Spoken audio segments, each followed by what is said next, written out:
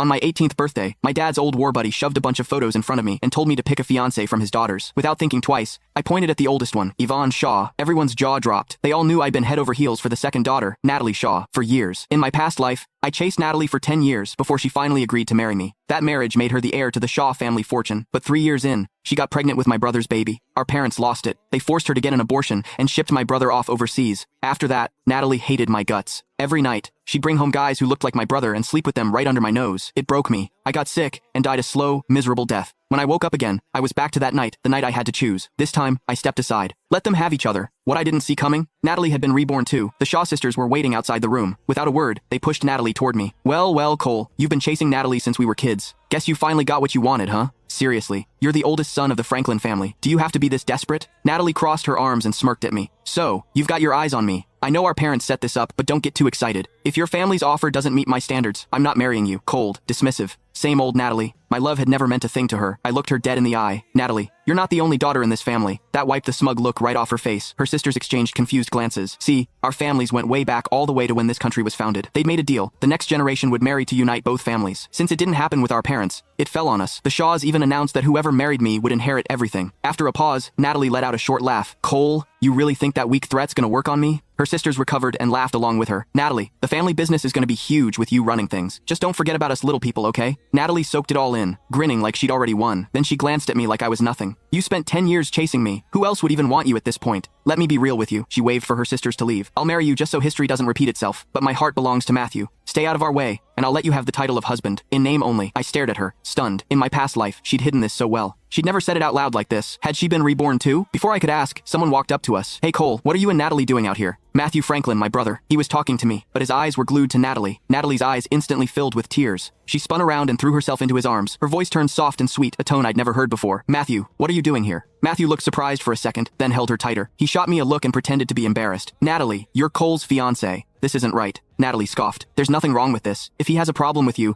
he can forget about marrying me. She grabbed Matthew's hand and walked off without looking back. I rubbed Yvonne's photo between my fingers and smirked. Natalie, I was never planning to marry you anyway. The party was winding down. Most guests had left when Natalie and Matthew finally showed up again. Natalie had changed into a high-neck dress. Matthew had faint marks on his neck that told the whole story. The tension between them was so obvious, you could practically smell it. The old me would have lost it, stormed over, made a scene. But I'd seen this play out 100 times in my past life. I was numb to it now. I knocked back my drink and turned to leave. When Natalie saw I didn't care, she frowned. For the first time ever, she called out to me. Cole, what's your problem? I'm your fiancé. Matthew's your brother. You're just gonna leave without saying hi? Where are your manners? Apologize to us right now, or you're not getting your birthday present.